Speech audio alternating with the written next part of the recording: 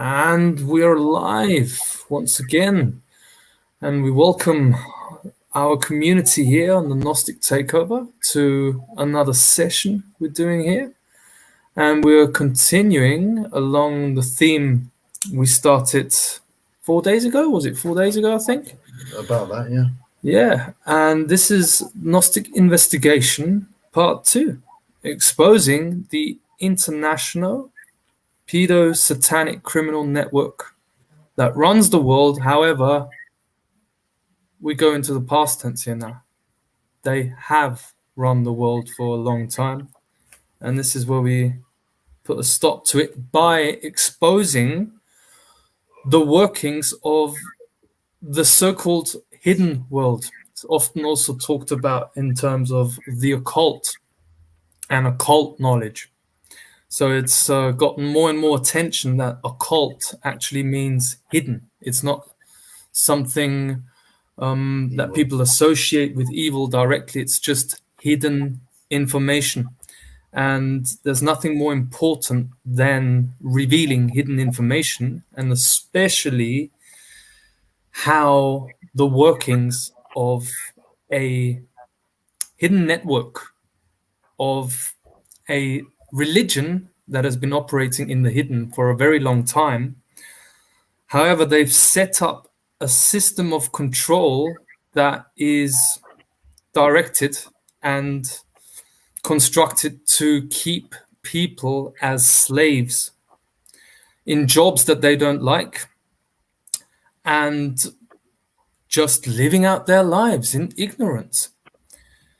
And since the beginning of this decade, in 2020, when people have not been aware of the fact that something is very, very wrong in the world, well, it came into a full-blown exposure with the scam that happened, the COVID scam, and which is actually, as we like to go straight to the point, a takeover bid for the planet and an attempt at genociding and harvesting as many souls as possible, as many as they can get before they get exposed, before people get on top of the game that's being played. And this is what we're dedicated to do, to get on top of the game, to be 1 or 10 steps ahead of people that would think they're intellectually very good. We can give them their credit. They're good at organizing and orchestrating events and manipulating.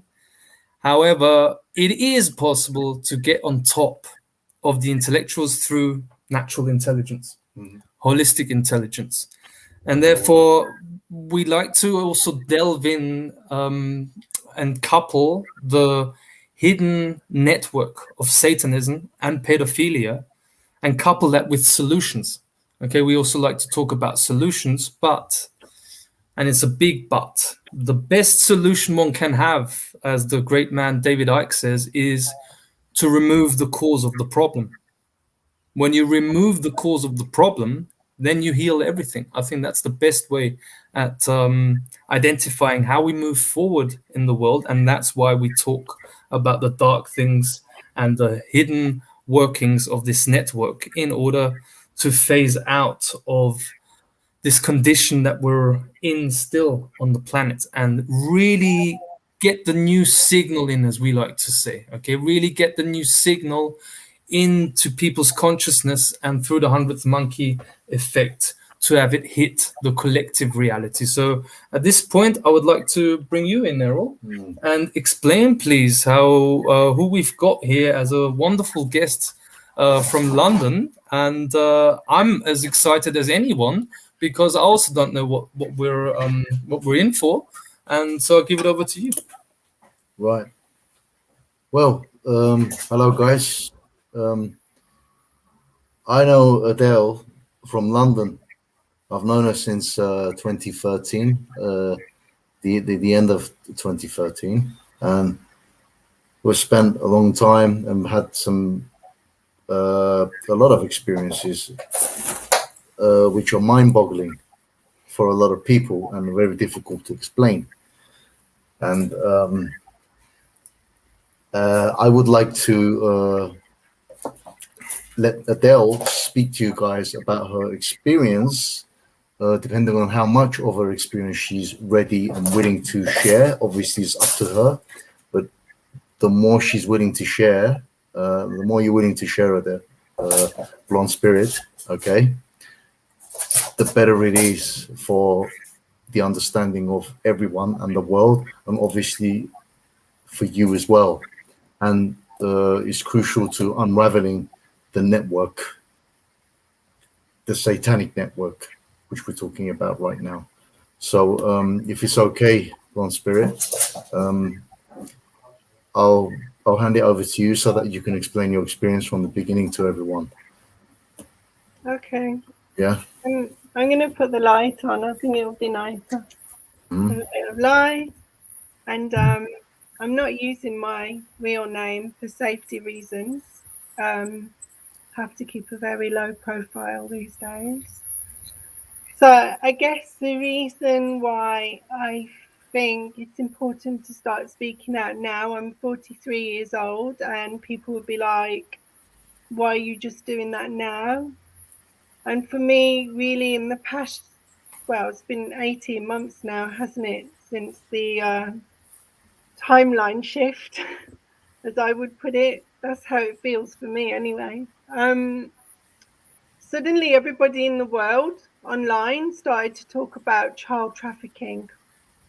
And from my background, this has been something that for me was very much something that I felt like I couldn't talk about because it would put me in a lot of danger, because I've been told before if I spoke about my experiences as a child, that would put me in a lot of danger and nobody would believe me anyway. And about 5 years ago, myself and Errol went to a secret court in the UK as part of a government amnesty for children who'd been abused in the local care system. So in our country, the orphanage kind of children's home situation is called care, local care, care of the authority. And I came forward as a whistleblower. Errol came with me to the court, and we were warned, weren't we, Errol, not to tell anything that I told them to the police. They didn't say why I shouldn't do that, but they just warned me. But we know why. Yeah, I mean, like my heart's beating so fast because it's not something that I've talked about openly with a lot of people, like only very close people. But I But don't really know. let me Yeah, just add something. We're doing this now together. We're talking about this together now. Live stream on YouTube. When we call this out, they can't do anything to any of us. You're protected. They can't do nothing to you. If they do anything to you, okay, I will burn them. I will tear them apart with my own hands. They're listening right now, Mm. and I'm speaking to them. So feel free. It's time to expose them. They where do you want me to deal with you. start? They deal with me. Sorry. Where do you want me to start? From the beginning, wherever you're ready to start. I mean, Okay. it's. I mean, Mhm. so I came into this world, just my actual coming into this world was very unusual, because most people don't remember actually coming into their body. They don't remember being a small baby, but for me it was very different. I remember sort of coming out of nothing into my body, and there was photographs that I saw when I was about 5 of me as a tiny baby being held by a next door neighbour that I'd never met on a driveway. And I actually remembered auditorially and visually that picture being taken, and my mom was like, that's not possible, but it was. And basically, when I was born, I was told, now I'm not so sure anymore, to be fair. I was told I had a medical condition called intersex. My mum was told that. I didn't find that out until I was in my late 20s. I was going to hospitals a lot as a teenager and being given hormone treatment. I didn't have puberty, and for the record, my family raised me as a male. That's how I ended up being put into orphanages and the care system in the first place, because they raised me that way, but they rejected me that way.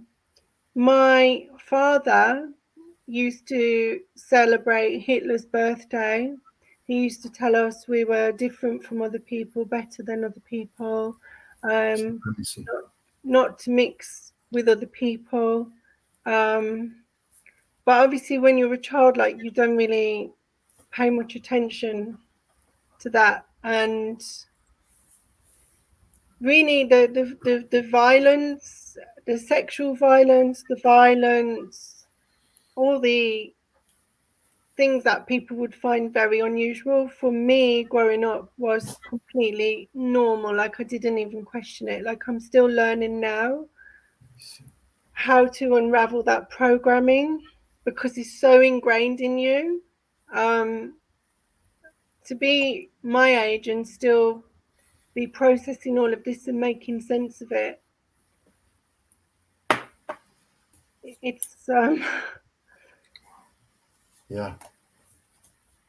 where do you want me to start? Do you want me to talk about what happened to me in the care system, or before Well, that? as much as you can remember from the beginning of your, since you've been aware of yourself in life, you know. Yeah, I mean, well, since I was aware of myself, I was always aware that I was female, and everybody was telling me, no, you're male. But I didn't look or sound particularly male, so I got bullied quite a lot.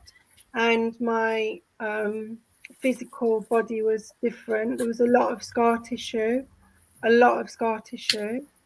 And I had another operation down there when I was 6 years old. You had one at birth. You had one at birth, right? Yeah, yeah, Yeah. yeah, yeah. My mum can't read or write very well. She's not the brightest button. I would say she didn't really understand. She said they just took me away and did a surgery.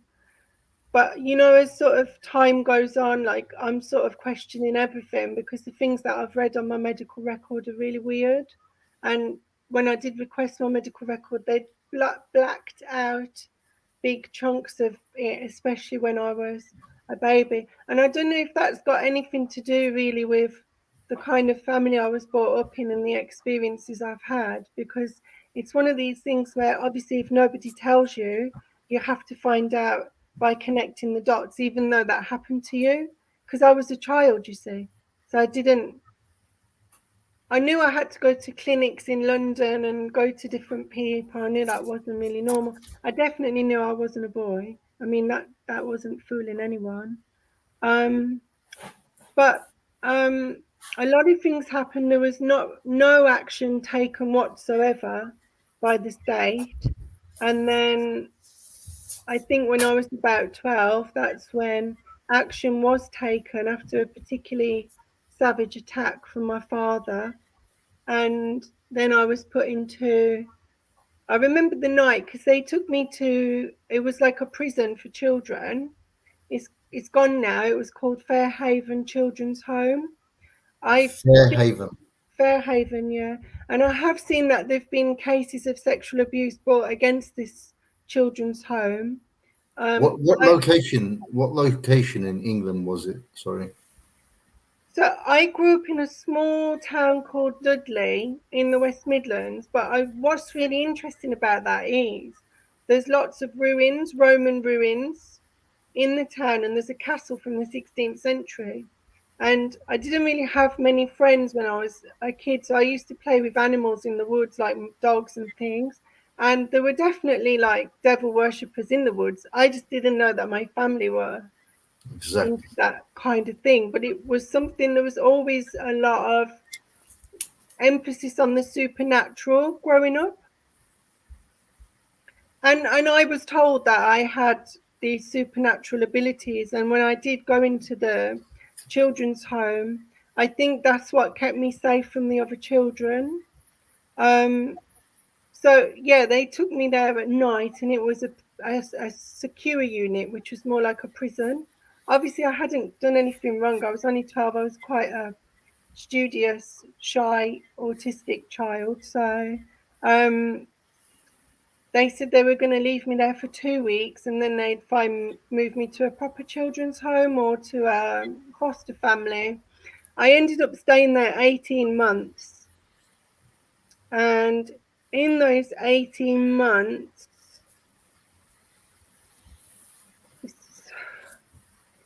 several, not every day, not all the time, but several events happened that would now be described as child trafficking.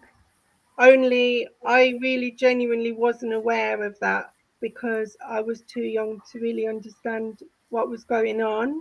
Exactly.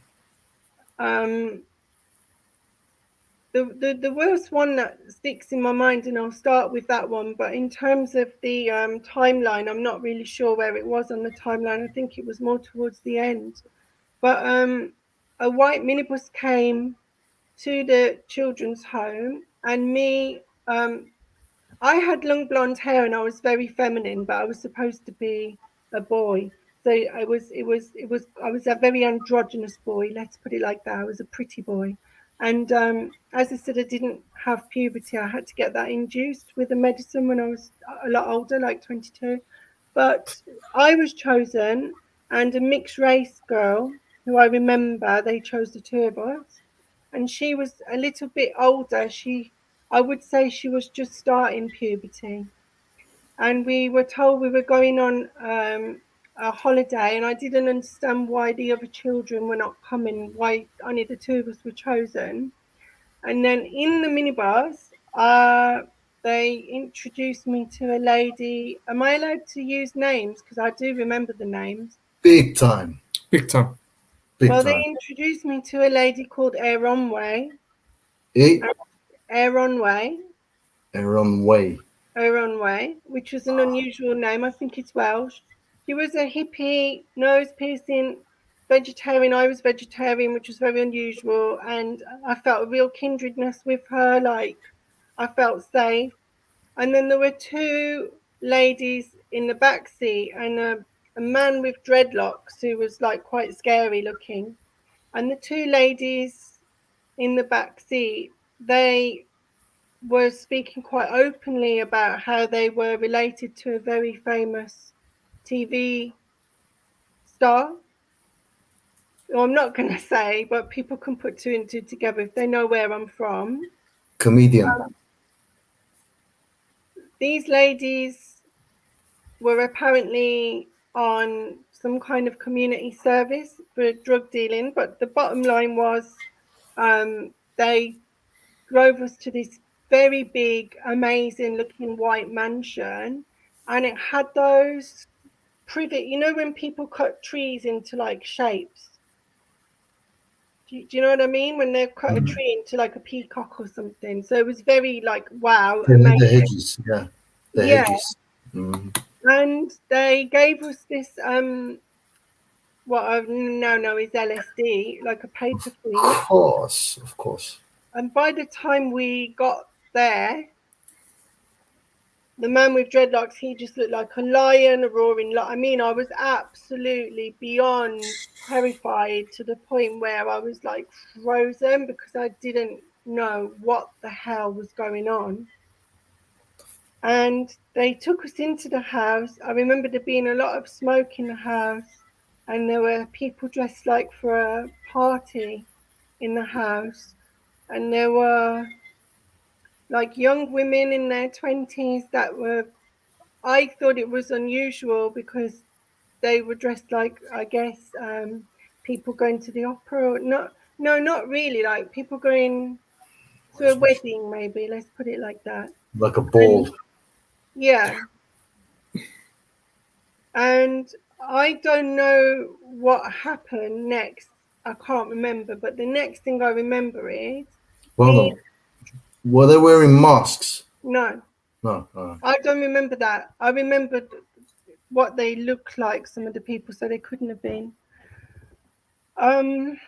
I was dragged outside to the minibus because I think I was causing a bit of a scene because I didn't know what was going on, and they sort of put me on the seat and pulled me back, and then you know those like styrofoam cups you get a hot drink in. Mm-hmm. Yeah. The woman there runway who was supposed to be nice to me started shoving them down my throat and choking me with the cups, and I was on LSD at the time. Why do you think they would put you on LSD on a party like that?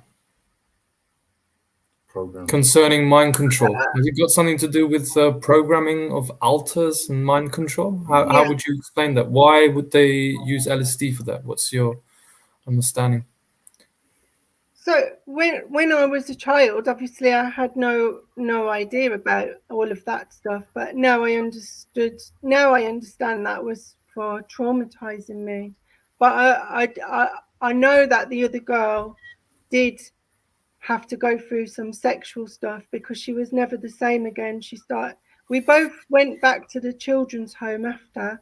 I had a complete mental breakdown and like locked myself into my bedroom. I dropped out of school. I actually couldn't walk. I had paranoia so bad I couldn't actually move one foot in front of the other. I remember it was like skin crawling paranoia for 6 months, and I was still being abused in that time. But the girl, I still know her name, like I remember her name. I actually messaged her on Facebook once to see if it was her, but I never followed it up when she said it was because how do you say, do you remember that, you know? But she started slashing her arms, and we got moved maybe a year or a half later, we got moved into the same hostel for like care leavers, and she's all right now from what she looked like on Facebook, but I remember she was never the same, and neither was I really. That was the kind of experience that reminds me of the stuff that you see online about the trafficking with the ultra rich and the adrenochrome and all of that. I didn't see any other children for what I can remember, but I can't really remember much. I can only remember what I told you. But there were other occasions. So there was a gay couple that would come and pick me up, and they would take me for like the whole day, and they lived in a very affluent big house, and they had I remember a very big bathtub. Now at this point I remember that I didn't know how to orgasm or what that was, and I didn't have body hair, so I would have been very very very young looking. Maybe I was about 12, 11, I don't know, probably 12. um and the one guy would get drunk and watch, and the other guy would sort of make me do stuff to him, and then they rewarded me. They would give me CDs and a CD player, like a stereo, and I took that back to the orphanage, the children's home. Nobody questioned where I'd been. um that went on for a while with those two. Another time, I don't know how I ended up there, but I remember the experience because I remember, even though I was a child, it was quite an epiphany for me because I was with a young man. I would say now he was probably 25, but to me that was a grown up, and he didn't look like the other people that would be abusive, in the terms that he looked like quite attractive, normal, sporty, like you know, a normal lad. um and he actually had a gun, and I was in this sort of basic kind of flat. I don't think he lived there. You know what, you get like a very cheap Airbnb kind of flat, but there was an Airbnb back then. But um he had a gun, and he was basically trying to say what he's going to do with the gun and all that. But I said to him, do it, because you'll be doing me a favor. I want you to do it, because that's actually how I felt. But what I realized is the minute I said that, I took his power away from me, because Exactly. getting off on me being scared, and that was a really big lesson for me with these No comments. psychopathic reptilian people. Yep. Uh, No, this, what you describe is happened to you, is happening everywhere. You're not the only one. It's happening all across the world. And I'm pretty sure there's a record of these two rich gay guys with a big house. There must be somebody's, and they must be somewhere. Well, what I want to mention here is we're just getting started. Everything that we've done up to this point, okay, everyone who's joined our channel, no matter when, the start is only just now. Okay, this was all just a warm-up up to now. We're doing the real stuff here right now. We're uncensorable on YouTube, and we are living in a new world here right now. When we connect with each other and share this, we've had a day of healing here today, for example. Yeah. It's been incredible. Big time healing on lots of levels here, including my family, who members of my family.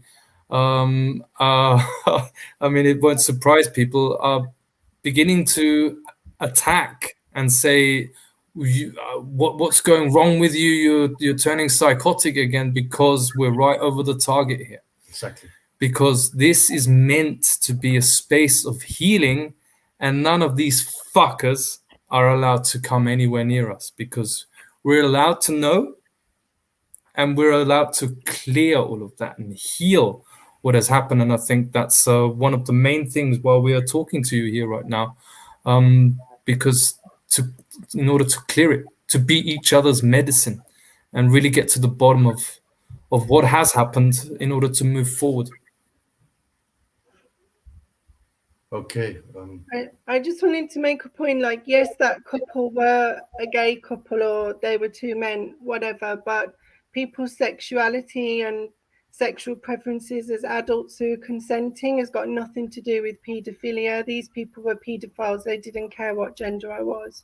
So I don't want people to think LGBT people are all paedophiles and all that nonsense, because that's just another way of distracting from the real pedophiles. The real problem is like blaming other minority communities, because these people are monsters. You can't be a human being and want to harm a child. You just can't. Like, and life in London at the moment, like yesterday, I saw two really small children with their dad. He wasn't wearing a mask, and two very small children, two masks on. So I'm actually a healthcare professional. So I said, like, your children need air to breathe. Like, what are you doing? You're not wearing a mask and you're making your children. Oh, it's the law. It's not the law. And children can't consent. And I don't want to talk about stuff that will get you shadow banned, but basically I'm so triggered that my point is they are making child abuse normal. They are normalizing pedophilia, child abuse, sexualizing kids on Netflix. Like, the mind boggles that we've got. And he said he would call the police on me for harassment. So I went to the police station to see what my rights are, because I want to start to actually do citizens arrest on these people. There's absolutely no reason. And of course, if you want to traffic children, what better way to do it is put a mask on them. That's what's going on. That's what this is all about. That's what this is all about. It's all about muzzling the children. That's why we use the picture that we use. Exactly, symbolic. Because it's symbolic. It's you can exchange that for the muzzle. This is the preparing children, okay, for this to become a normalcy, and out in the open, that in actual fact, the world religions, as we know it, the three major world religions, that's not the religions. There's only one religion, and it's called Satanism. And it rules the entire world. And that is directly linked to pedophilia. So they're interchangeable. One is another expression for the same. But I don't know about in Austria, but in the UK, because people don't believe in Satanism, they can't get their head around that other people believe in it. And it's like, that other people believe other belief systems. It doesn't mean they don't stop because it's the existing, one because you place. don't believe it. Because it's the one place nobody wants to look at. Mm. They'll look at everywhere else just to not to look there. You see what I mean? Mm. And in Austria, yeah, the church is massive in Austria, and it's all paedophilia and Satanism. Big time. The church in Austria is all paedophilia and Satanism. Exactly. It's massive. And people do not talk about it. And what is coming more and more into my awareness is it's in every family. It's in every family. And no one speaks about it. For exactly the same reason, it's the one topic that people don't want to go into. Mm-hmm. And that is what is keeping us under control of these sickos. That's why we better speak about it. Not facing it. And face it and clear the air. Yeah. But do you know what they've done? They've infiltrated everything, and they communicate with each other. And I can give you like really good examples of like, I'm still figuring out now that all these random events and people, it was only the solicitor that I spoke to years ago. He was like, no, they were all in on it. Mm-hmm. Of course, the women in the care home were in on it. Yeah. That really broke my heart, because I wanted to believe that someone cared about me, that somebody loved me. And, you know, I came this close. I mean, you remember me telling you, Errol, about, I was basically, when I left the children's home and went to the hostel, I was getting such a hard time in there from the other young people that I basically went homeless. And I was working, but I was homeless, like properly homeless. And out of the blue, I got approached after work by a man who called himself a lawyer. Now, I was 16, remember? Okay, so I wasn't an adult, really. I was 16. And he said, oh, you can come and live with me and my partner, and we'll look after you. We've got a spare room.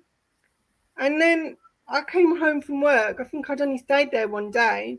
And there was a really funny atmosphere. And I've always had that sixth sense. And when I don't listen to it, it messes me up.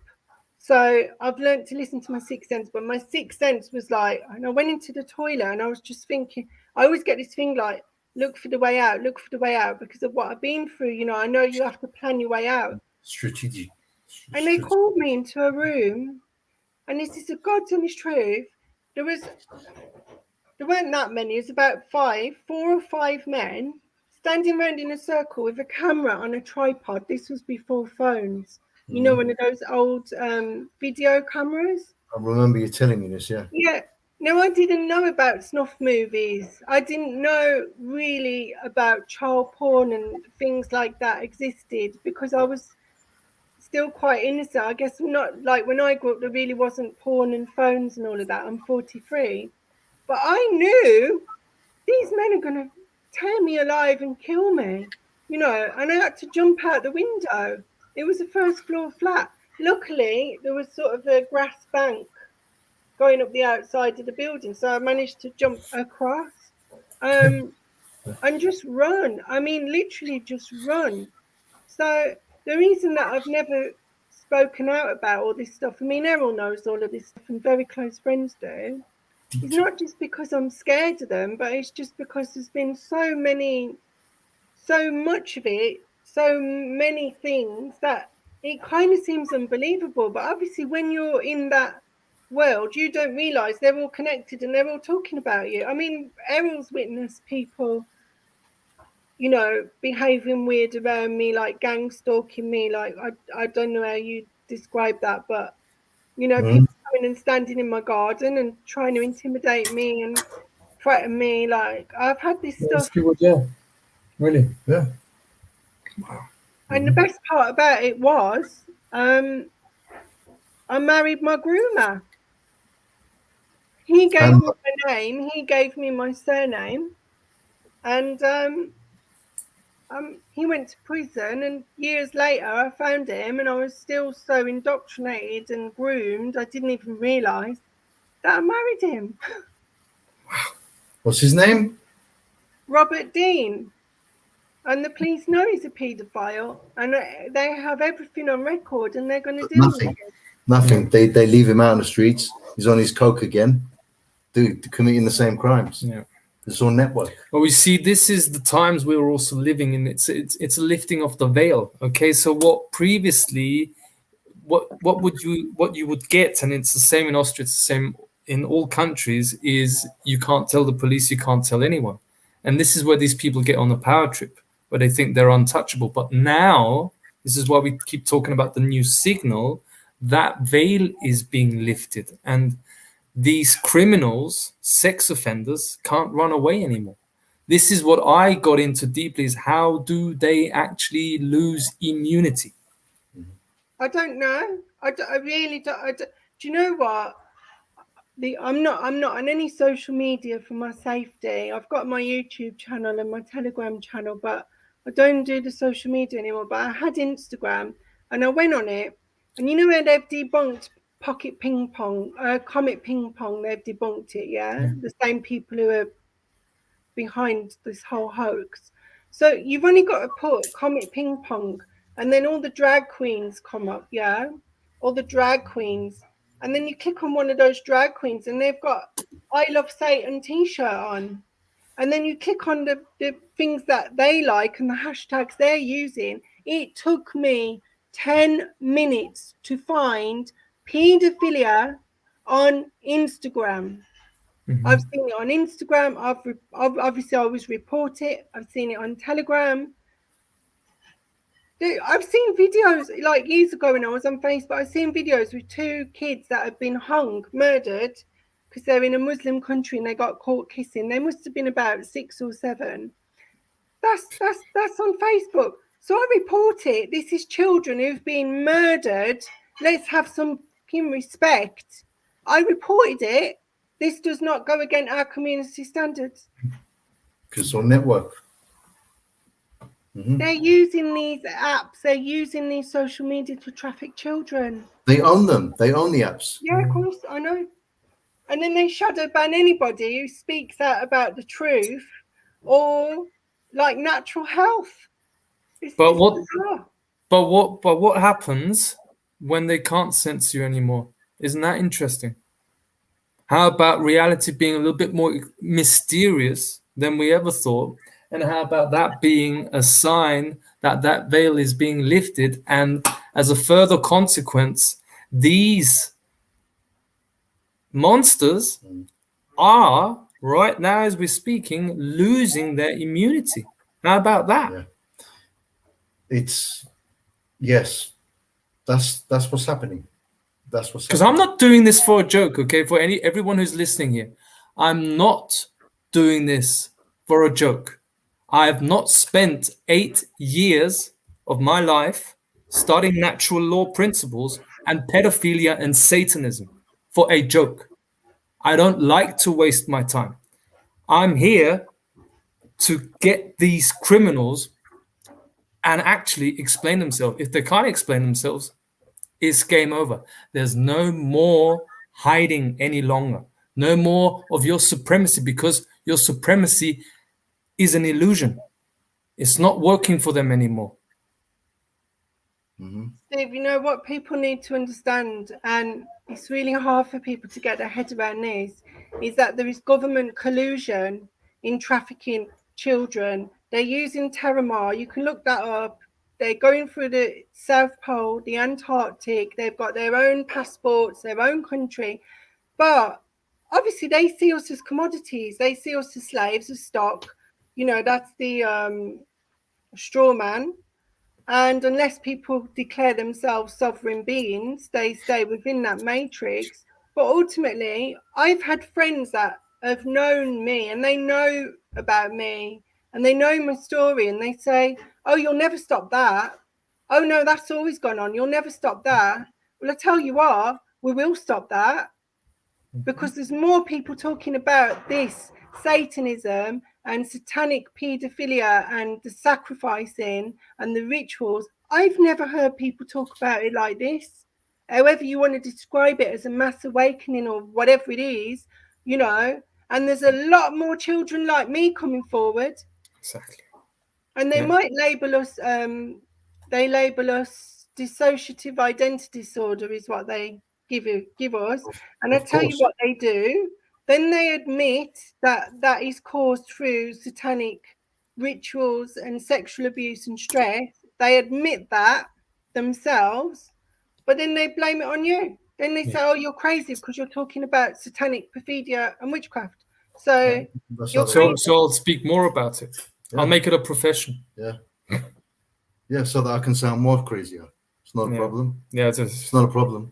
They tried everything with me also. They, like people from the network, the Heinz. Remember the Heinz? Yeah, make your fucking baked beans. Trying to tell me, oh, you're gonna end up in a psychiatric clinic. That's what happens to you. It's not fucking happening to me because I'm writing the story. Okay? Then other people, oh, Steve, you're psychotic. Yeah, because I can see through the network. I know the psychology. I know how you try to intimidate people, not having any of it. Because you know what? I create reality. If I don't let you in my reality loop, then you're fucked, aren't you? Oh, yeah, exactly. That's what I thought. This is what it means to take our power back. Speaking in confidence. It's game over.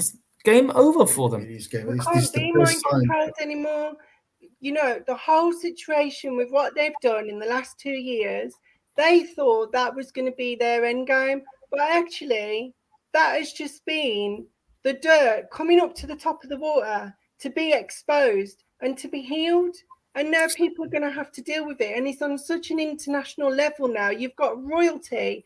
You know, this has been said for years that this goes on with royalty and celebrities and all of that. But they can't deny it now because it's even in their own courts and their own newspapers.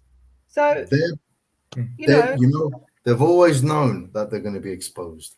So their plan was when they're going to be exposed, they want to control their exposure so that they want, when they expose, when they can be seen and they can't hide anymore, they come out in the open and they show themselves for what the demons that they are. They show their fangs to society. Yeah, we're archons and we're doing what we are doing. What are you going to do? Okay?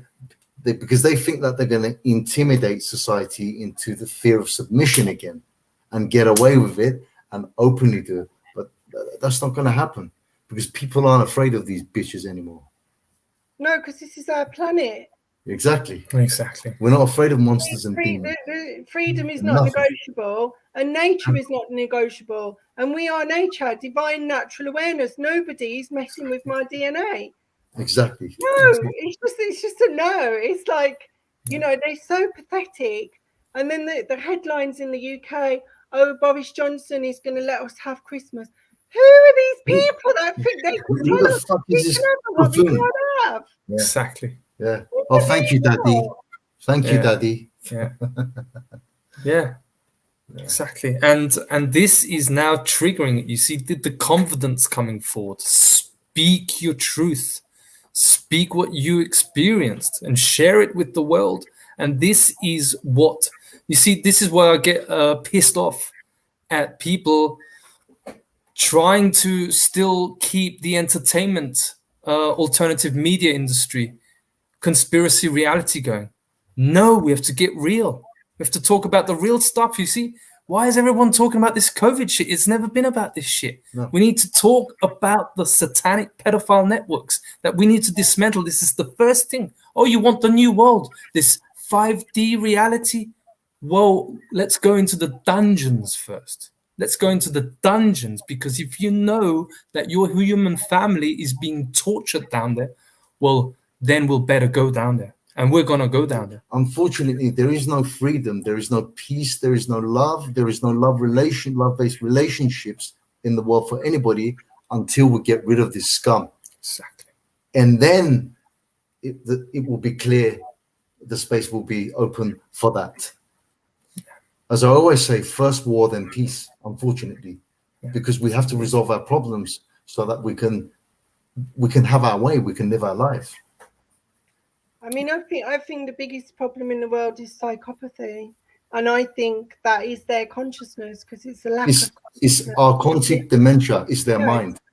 It's wetico. Wetico is another name for it. Yeah. Yep. But when they're doing these things to these kids, from my experience, they took me, who was very androgynous and very you know, I was bullied a lot. I was very shy. I was very autistic. I had that diagnosis. And they took the mixed race girl, because back then there weren't any black kids in Dudley. So they always, you know, and also they removed me from the other kids and they put me in a room on my own, which was in between the boys' side and the girls' side. It used to be a staff room. And I thought they'd done that because I was different. But why they'd actually done that is so they could bring boys into my bedroom and tell the boy what to do and watch us. While they masturbate high on adrenochrome. They weren't masturbating. I don't remember them masturbating, but all I can remember is them standing at the door and watching, like locked inside the room with us. And telling us what to do.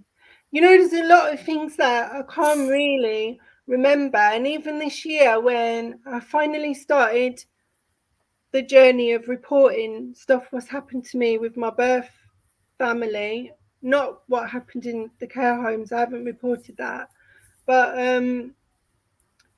you know, I was still in that mode of protecting the abuser. And it's really deep ingrained in my family because my dad, we had a puppy that I was very fond of, and he chopped its head off in front of me with a shovel. And just stuff like that, like you don't forget stuff like that because it's not normal. What about the and carpet? Then, and then the carpet in the cellar, when he wrapped me in the carpet. Yeah, well, that was the day that I went into care. But like I said to my sister, you remember that? I had a nightmare. I still have nightmares. And she went, oh, no, I don't remember that. And I'm like, well, that's funny because he's bought you and my other sister a 3-bedroom house to buy your silence. But you're basically colluding with an abuser. And that might have been okay in the 1990s, but that's not okay anymore, hon. I'm not going to let you get away with that anymore. How dare you? You know, and I think a lot of survivors of sexual abuse have got the same problem, that we're called crazy. By a society that's completely crazy. Yeah, it's the other way around. My medical record is that long, full of injuries that I can't even get my head around, that I wasn't taken into care earlier. Like serious injuries to my genitals and my bottom, you know, and suicide attempts when I was 11. Like it boggles the mind that. And then I went into care, and then I was trafficked, and then I came out of care and I was groomed by that person who I ended up marrying, who was a very violent psychopath, that think they own you, they think you're property. And I'm good now. Do you know what? I'm good now. I've come through all of that. I found medicine. You know, I've done a lot of work on myself with shamanic medicine and a lot of healing, and I'm good now. And none of those people are going to make me shut up, because at the end of the day, my silence is not going to be bought, because there's children out there who are still going through that. And obviously none of us wants to think about that. But if we don't think about it, them kids are suffering and no one's doing anything about it. Yeah, you've come a really long way. Yeah, I can't tell you how much I thank you for being on here and for being so strong. Okay. I remember when I first met Blonde Spirit in 2013. I don't know if you allow me to say this, but you were suicidal. Yeah, I've been suicidal most of my life. On drugs. Yeah, pretty much addicted to partying, underground parties and drugs and all this stuff, and very suicidal. And that's all gone now. And just in the time I came to your life, the medicine came as well to us at the same time. So when the medicine came to me, at the same time it came to Blonde Spirit as well, guys. Okay? And we had crazy experiences with the archons in ceremony. Unbelievable. And, crazy experiences, not even on the medicine, in the house of Blonde Spirit with the archons and crazy stuff, basically. And over the years, you came into your power, and they've left you. They've left you. They can't touch me. Do you know They what? can't do My shit. vibration is love. My vibration is love, and to them, love smells like shit. They don't want to go near love. Yeah. So the higher I keep my vibration, and the more love I put out into the world, no, they don't thrive in this universe. This universe is thriving from love. That's the energy of this universe, and they don't belong here. And they need to go back to where they came from because they don't belong here. And our children are not food. Well, they're leaving. They're leaving. I think they're leaving in drones. They're all quitting their jobs as CEOs, and I reckon quite a few of them are already dead, to be honest. I can feel it. The energies here don't sustain and support them anymore. That's why you're seeing a lot of these people in these positions, well, I say people, but these entities posing as humans, they're dropping. They're dropping in their offices, they're dropping on the street. There was the video of the health minister in Germany that I shared on the Gnostic Takeover that you can find underneath in the description. And he just dropped. It's like the old signal just fading. It was like, yeah, the programs. This is what we've been dealing with on the planet. Yeah, they're not human. The old signal is gone, it's breaking down. The new signal is overriding it now. So their whole thing is breaking down, just like in the movie They Live. But I also think, Errol, do you remember, like, we used to go to pyramids and things like that, and we would see unidentified flying objects. They'd come so low you could hear them before you could see them, and nobody else could see them. I mean, that happened to me last week in central London. Like, so I feel there's a massive galactic presence here on the planet right now as well. They're hiding. They're trying to hide it. Yeah, they're trying to hide it. But I feel that we are, let's say, I don't like any ideas of division or separation, but I feel like there's a reason why we're here on this planet right now, and we chose to be here, and we chose to go through these experiences so that we can assist in the healing of that. Yeah, it's the ones who walk the path themselves who are the real healers.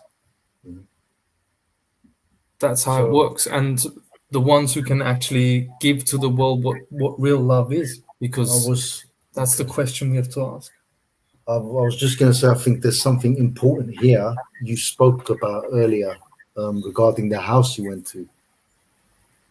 Okay, in the minibus, and you said it's a famous person. Personally, I think it wasn't that person's house. I don't think it was. I didn't see that person, but the two ladies that gave us the LSD, I remember her name. There's no way I could know this person's name and who she's related to if that hadn't have happened to me. And she was related. She was the niece of a very famous comedian from that part of the UK. I don't know if it was his house because it was more like a stately home kind of way. Maybe. I don't know. I believe it's important to name that comedian's name publicly. That will be your very protection as well, the exposure.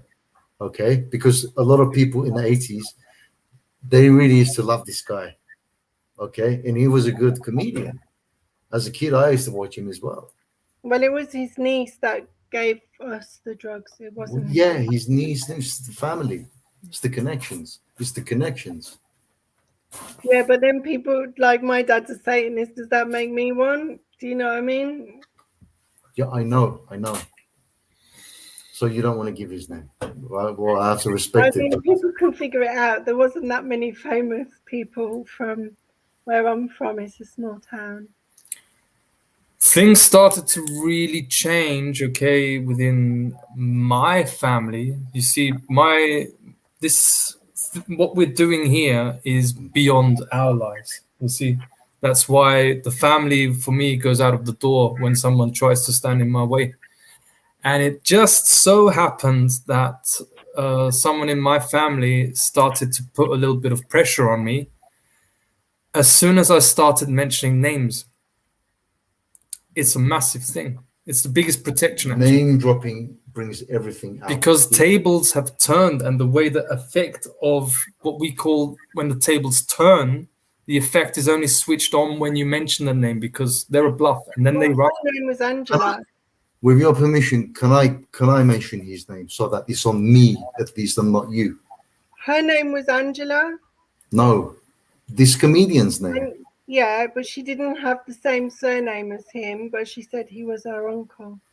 Well, yeah, related. I don't know who he is anyway, so. So I'm going to say, guys, yeah, this is Lenny Henry. Lenny Henry Show. Yeah, Brian Clerk already had it. Right. Mm-hmm. The funny thing was, years later, I was working in a shoe shop in London. I was about 19, and he came in, and I served him. And I said to him, "Oh, I'm from where you're from." And he was really rude to me. He was like, "Oh, I feel sorry for you," or something. Like, he was very rude and abrupt. And yeah, definitely had that energy. But at the time, I didn't even think to put two and two together and say, "Oh, I met your niece." Like, she gave me drugs and took me to a sex party or anything. They're all doing it, guys. These celebrities you look up to and watch, okay? On the screen, they're all, yeah, yeah. Disgusting. Nah. These are the sickest people on earth. Well, they're all Freemasons and they worship Lucifer and Lucifer's Satan. It's not that big a connection for people who are asleep to kind of make and realize that they believe in that, whether we do or not. They believe in that archontic energy and they feed it, just like for thousands of years. Vlad the Impaler, you know, you go through, it's been here, sacrificing a virgin. What you mean, burning a child for Baal? You know, the information's out there. It's Bohemian Grove, like, it's all there. I'm very frustrated with people, and I've had to cut some people out of my life very recently who just refuse to wake up because I'm very frustrated that we know that Google is completely censored. That should scare people for a start. But, you know, if you look, the information is out there. There's a massive Masonic temple in the middle of central London. You can see they've got an altar and, you know, it's all there. They're not hiding it. If you go to the Welcome Collection on Euston Road, there's a giant Illuminati eye in a triangle above the door and an Ankh. Because the Eye of Horus. That's the Welcome Collection, which also makes vaccines. We're not hiding anything, people. We're here in plain sight. Like, yeah, just keep calling everybody who calls it out crazy. You know, it's getting tired. You know, grow up, take some responsibility as human. And the reason why they do that is because they want to put it down, this information. You see, because the shadow element of the government, okay, which runs the government, runs every government on the planet, the shadow government, the international criminal crime syndicate, the paedo-satanic criminal network. And the reason why they say to everyone, and they throw it into their face no matter how boring it gets, "You're crazy, that doesn't exist," is because if you expose it, they have no legitimacy. This is the key point. So when you put this to the government forward, okay, to the public government, okay, these little puppets like Boris, who's got a low IQ and is a low-level initiate, then they have no legitimacy and they have to leave. So the Mother Earth's prime message, when it's about the new Earth and the new world that we want to create, don't create anything for now. Get rid of the sickness. Get real. Because the realer you get, the more unreal the world will get. And then the realer you get, you will reprogram reality with the realness that you're bringing in. And the realness will be pushed, the unrealness will be pushed out. People will have no choice. We're operating on a new signal now. A new signal is coming in. And it's overriding the old signal. I'm repeating myself like a parrot again. Yeah. But it's important to keep saying that, because it's every day the magnetics are getting stronger and stronger. It's like an exponential curve. See, that's why me and Errol go to the ice cold water every day. And we had a listener, for example, Jasna. She's probably listening in from Slovenia today. She sent us 2 pictures going sleighing in the ice cold water today. Great stuff, yeah. And that's what increases the magnetism, which flushes them out, doesn't it? Yeah. One of my authors is called Yasma. Oh, it's great. You know, a couple of videos ago, we were talking about altars and how they work. Altars, mind altars, through trauma-based mind control, through satanic abuse. And I believe you have some experience and some knowledge to share regarding altars as well, don't you, Born Spirit? Yeah, I mean, that's something that I didn't realize that other people didn't have. I just thought everybody had different people.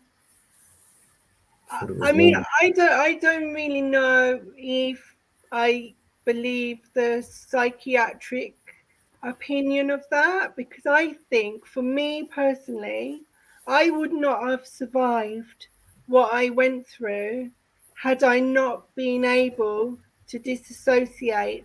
And even now I disassociate. It's really interesting because during the lockdowns I carried on, going out and getting exercise because I need to. And whenever I go into an area called the City of London, which is surrounded by dragons, it's got its own police force, it's a corporation, I switch and I drop.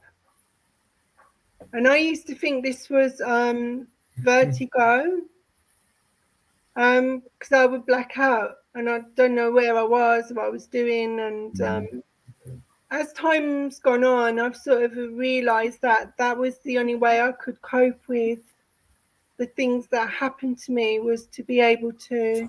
And obviously when I was younger, I ended up in sex work because I was a homeless teenager on the street and I was being groomed. So I had no really idea that I was being controlled. And in the sex work kind of world, the only way you get through that is dissociating.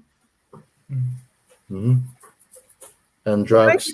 I believe they're spirits, because I'm very in touch with the spirit world, and I believe they are spirits and real people, not delusions. Who are real people? So what psychiatrists might say is a dissociative illusion or a dissociative personality. I believe more like, because I channel a lot, and I wrote a book. I didn't publish it because there's too much in there that would get me killed. But a lot of that stuff I channeled it, and there's no way I could know that. And then when I was with Errol at the time, writing that over the 5 years, and when I would cross-reference it, I'd actually start crying because I'd be terrified, like, how is all this information coming out of me? Like, that's really scary for me. But now I've accepted that. For me, I don't know if everybody's like that, but for me, because of what they did to me, I can tune into other frequencies. So when there was abuse going on, I wouldn't be in my body. Like I just wouldn't be there. That's how they create altars. Yeah. Well, and who would use the altars? The altars would be set up for the archons. What were they grooming you to? There's a certain program that you mentioned to me, wasn't there? What? I mean, I know you don't want to speak about a lot of stuff, but from my experience, the years I spent with you, okay, I saw a lot of stuff. And through the medicine as well, I saw a lot of stuff working with the medicine. And my take is basically, you were born, to cut the long story short, you were born into a satanic family, okay? And you were being abused from birth to be dissociated, and they were setting you up with altars. And you have 13 altars, I think, okay? They were preparing you for something. I am not sure. It was either to conduct ceremonies and satanic rituals for them as a high priestess, or maybe to serve another purpose for them. But they failed. They couldn't quite keep a grip on you, if you know what I mean. Because first of all, you're a bit of a stubborn one, and a strong one. But you're strong, and yeah, and you're breaking free of that. You're breaking free of that. I broke free of that a long time ago. And direct proof how they can't do anything to you when you're in your power. Perfect example. Well, I mean, I know what I am and what I perceive myself to be, and that's not what they are. It's completely the opposite. And I naturally belong here and they don't. So I tell you what is funny. There's so much, especially with all this QAnon stuff, there's so much like anti-transgender stuff. Even David Icke, horrible stuff about how trans people are this, that, and the other. And what people don't realise is it's such a minority group that are gender variant that the media is focusing on it to deflect from what's really going on with the child trafficking. It's like, oh, let's, because it's like a bit of a freak show, isn't it? But I saw a lot of articles about families bringing their children up a different gender, and especially I saw stuff like Bruce Willis's kids and Demi Moore's kids. They could possibly have been born boys and they were brought up as transgender. And I used to think, well, this is just a load of transphobic claptrap. Because I don't believe in all these labels anyway. I believe we're all souls having a human experience. So to me, like, yeah, you might be a man one lifetime, you could be a woman the next one. It's not really a big deal for me. But I know for a fact that naturally I was never boyish. I was never interested in boyish pursuits or things. And there was a real pressure on me to be a boy. But then I saw on my medical records, and Errol saw this because we got my medical records, didn't we, Errol? He said female genital mutilation on them in 1985. This is what I mean by you were born into the network. They knew you were a girl. I don't know. This is what I'm saying. They knew you were a girl, okay? And that's why they were trying to turn you into a boy psychologically when they knew you weren't, you see? Well, that's traumatizing in itself, That's why they do it. The most traumatizing thing you could do to a kid, isn't it? But that's why they do it. The cabal, like all this cabal stuff, transgender people are all cabal. They're not. They're really not. They're just like, that's just a scapegoating thing. I think at the end of the day, the people, in my experience, the woman was a handler and there was a few women, but most of the abusers were all men. They were all men. They were all middle-aged white men, all of them, with money. So, yeah. Fucking bastards. So, is there anything that? So, have you had any contact with your original family ever since you came into the care home? I didn't for years, and then I did for a little bit, and then not for years again. No. I think I'm a bit of an embarrassment to them, really, because people like me just are not meant to exist, are we? No, and I would like to say it's not my family that is satanic. It was just that one member of my family, and my mum divorced him before I was even 1 year old. So my mum sort of knows that he was that way inclined. But for me, it was more about Nazism. He never directly said to me we're Satanists or any of that, because I would have run a mile.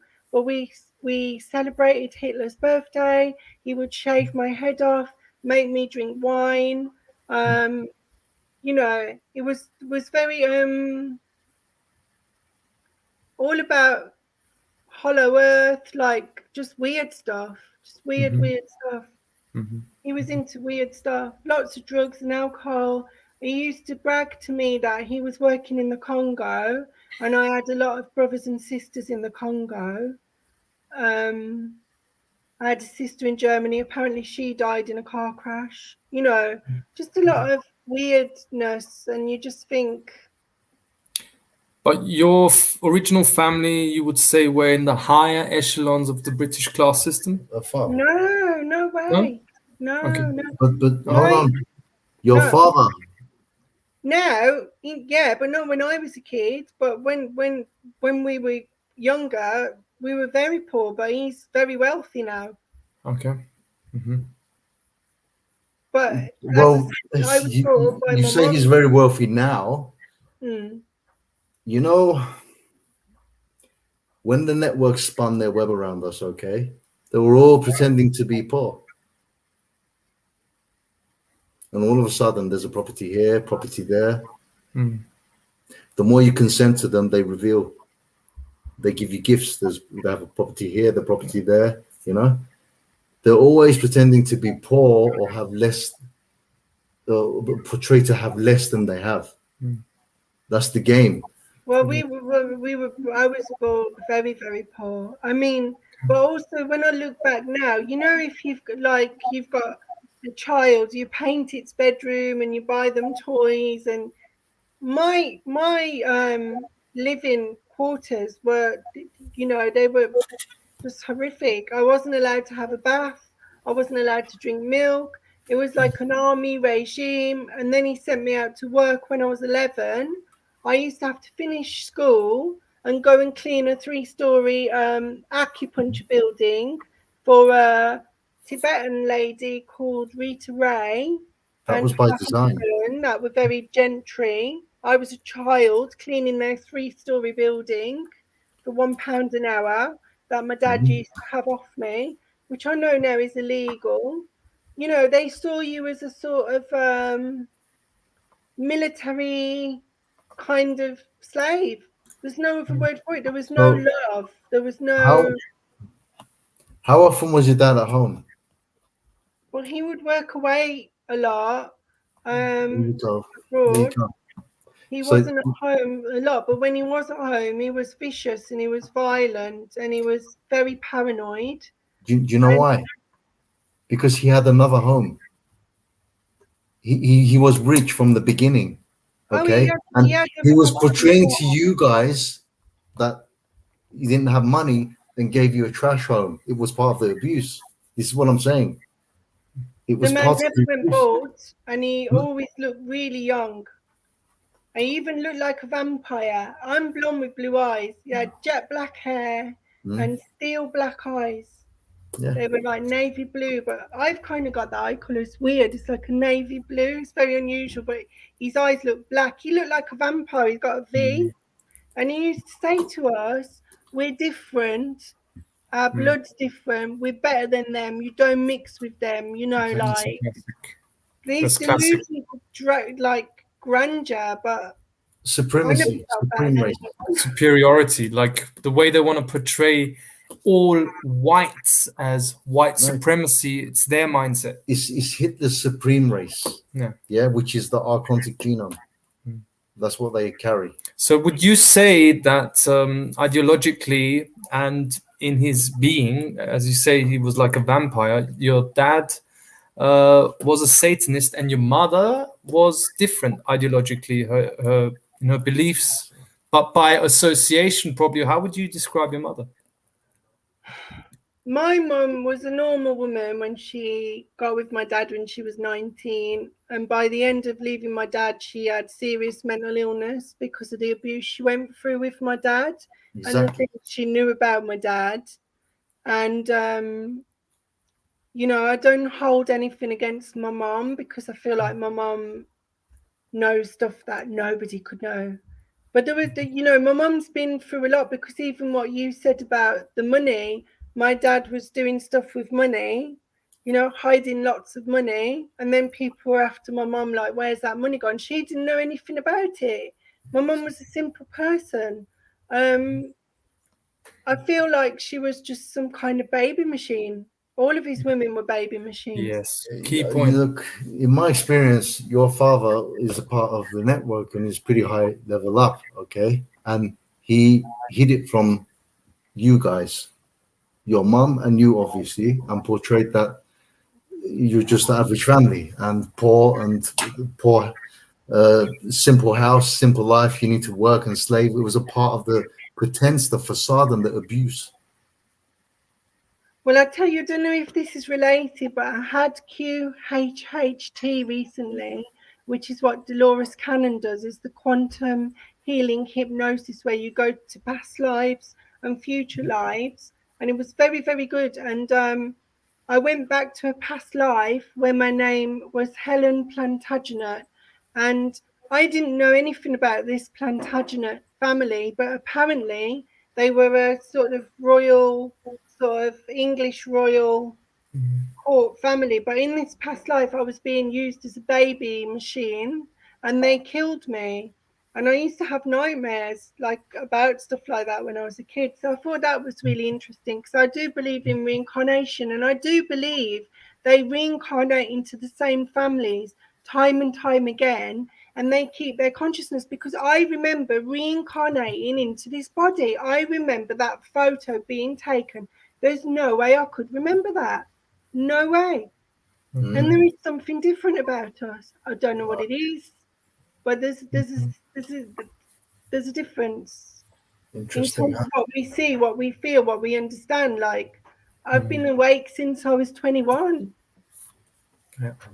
In your experience, how far-reaching do you think is your experience with Satanism in the form of your father? How deep does it go?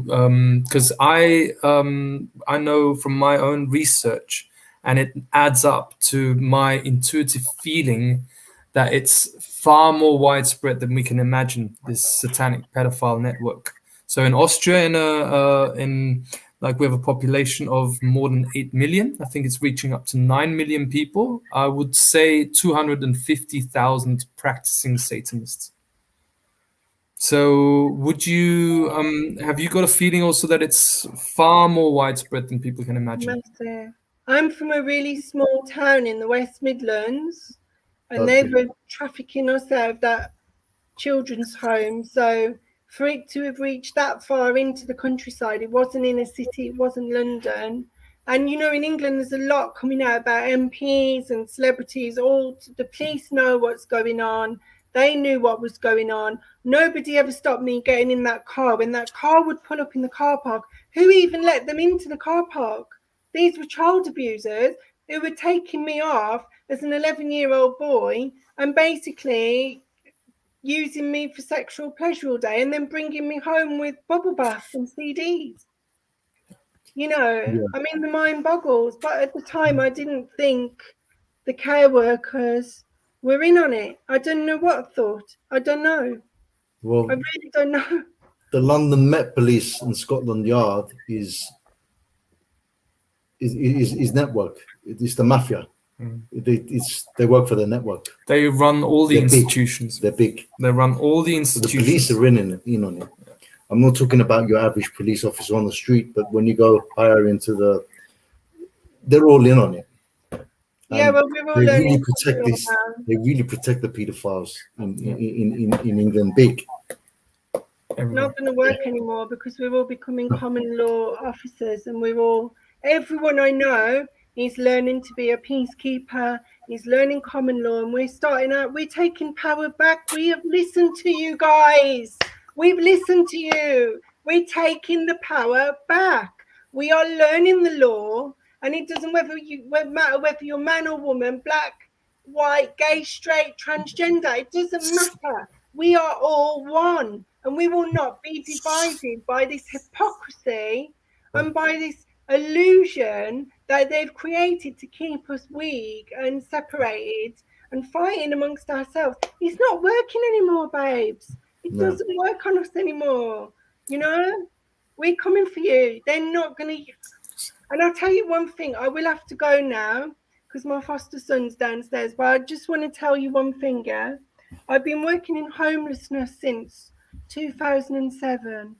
And since the whatever you want to call it, the past 2 years, they've closed down all the homeless shelters, including Of course. our homeless shelter for young people. So where are those young people sleeping? Yeah, the one in Holloway Road. Where are they? Holloway, Where are Holloway Road shut Tell you down. where they are. They're selling their bodies for fried chicken, and they're disappearing. And when I Yeah. was in that homeless charity, I went through all the missing persons, thousands of young boys from the Middle East and thousands of young girls from like Vietnam and China. Thousands, unbelievable amounts of missing children. And we don't even know about them because how would we even know about them? Because they're brought here from other countries. Exactly.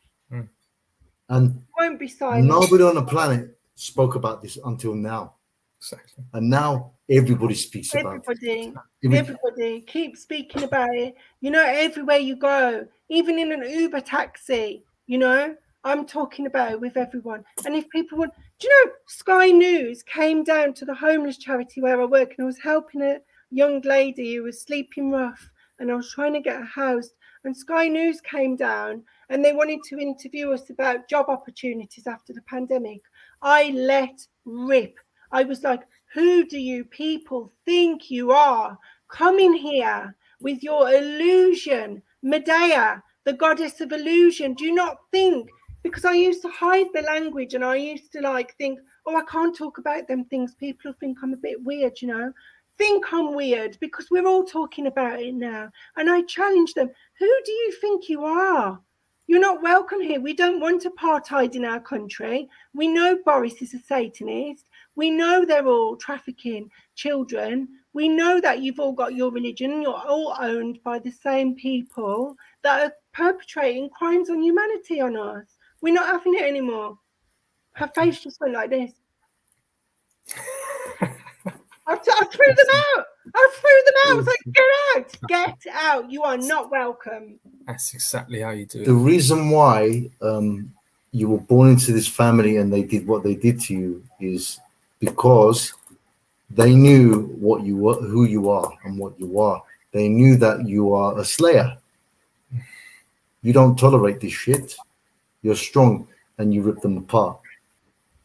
And that's why they had to abuse you and traumatize you so much to break you and to weaken you. But it hasn't worked, has it?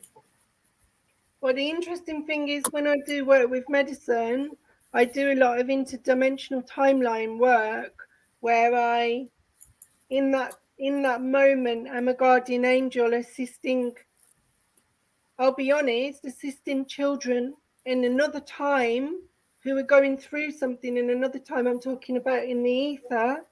I'm assisting them to get out of that. I do a lot of work in the other dimensions, angelic work, and I know what I am. And I'm not going to be ashamed to say I'm an angel and that I'm loved, because we're all angels and we're all loved. So the sooner we just get over it, because we've been denying. I agree with this. I agree with this because I know you. You know, I've had these experiences with you, and I've seen you in all states of consciousness. I've seen you channel. No, I'm serious. I've seen you channel real angels. I've seen you channel real archons. I've seen you channel reptilians, and I've dealt with all these bastards through you, and I know. And that's why they had to create these altars in you, so that the archons overtake and predominantly, but it's failed. Not anymore. Failed. Exactly. Yeah. And that's a microscopic version for what takes time to come into the macrocosm, into the collective, not only consciousness, but experience reality. And that's the threshold that we're in right now. So we're just crossing over from the twisted change of the year, because the real new year is in, as we know, in spring, because we're going according to nature and not according to the bloody Vatican. They can piss off and kiss my ass, because they're done. Nothing. You're dogs. You're nothing. Your titles on your Monopoly board. You're nothing. You guys are done. We take the Monopoly board, we throw it away, and we say, hello, this is reality. Yes. We're talking here now. 21st of May. 21st of May is the beginning of the year. 21st of March. Sorry, March. 21st of March. That's when it begins. And the new year now, 2022, watch the energies change, watch the momentum continue, and this Gnostic investigation has only just started. We'll continue talking about it because you guys hate it and we hate you, therefore we keep talking. How about that? Because you're nothing. Okay, let me say it again. All of you guys have got shit on you. You're nothing. You can't do shit to us, and we're taking you down, and you can be happy if you've got a few more hours. If your souls are stained with the blood of the innocent, we're coming for you. Yeah. You'll feel the pain. No bones about it, because guess what? You know what the medicine did to us? Turned us into mafia bosses. That's spirituality. That's what we need. Coming after you guys. It's over. Getting all the children's out. All the children from everywhere. For what? For life. So they can enjoy their life. What? There's ships coming for the children, trust me. Ships, barges to come and collect them and bring them back to safety. So should we wrap this up? We can wrap it up. It's been a fascinating talk. I didn't know what was going to come. It's been absolutely fascinating. I'd love to have you on again whenever we can make it, because I think you've got many more things to share, including interdimensional talk, which they also don't like. So we continue talking because we hate them and we love it. And that's love, hating you. It's a true love, hating these bastards, you know, because that's the drive that makes us go into action. You see, the hate, no more guilt. That's the religion. Hate them because that's your driving force for real action. Recognize that all emotions are there for our empowerment. Energy in motion. Exactly. It's about harnessing them and using them, directing them to the right place properly. No more new age bullshit. No more, it's a love. No, we are the love. Let the women do that. For the woman, that's how we do it. That's how we do it with love. See, everything is love, but the question is, what is love? You know, it's true everything is love, but what is love? And what is love without the protector aspect of itself? You know? And sometimes love can look like this. And sometimes it can look like stroking a cat. Exactly. But we've forgotten about the love of the masculine, which is ripping them apart. That's what they were most afraid of. That's why they manipulated the gender so much. So we don't rediscover it. We have rediscovered it, and that's the end of them. Yeah. Balance is coming back. Yeah. It's here. It's here. All right, better leave it at that.